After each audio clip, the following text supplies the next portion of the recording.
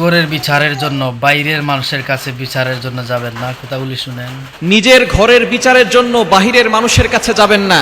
আপনার ঘরে একটু সমস্যা হয়েছে, ঝগড়া হয়েছে, আপনারা ঘরের ভিতরে সেটাকে মীমাংসা করে নেন। বাহিরের মানুষের কাছে বিচার চাওয়ার জন্য যাবেন না, তাহলে ওই ঘরের ভিতরে কখনো শান্তি আসবে না।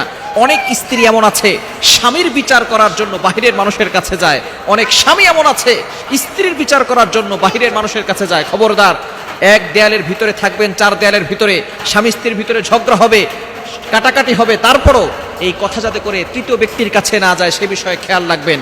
যখনই এই কথাগুলো মানুষের কাছে যাবে আপনারা পরবর্তী সময় মিলে যাবেন, কিন্তু ওই মানুষগুলো আপনাদেরকে খোঁটা দিবে, আপনাদেরকে সেই আগের কথা বলে কষ্ট দিবে।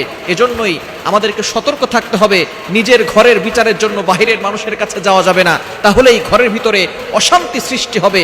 এজন্য আমরা কখনোই বাহিরের মানুষের কাছে বিচার নিয়ে যাব। গাইস, ভিডিওটি যদি ভালো লাগে অবশ্যই লাইক এবং শেয়ার করতে কেউ ভুলবেন না।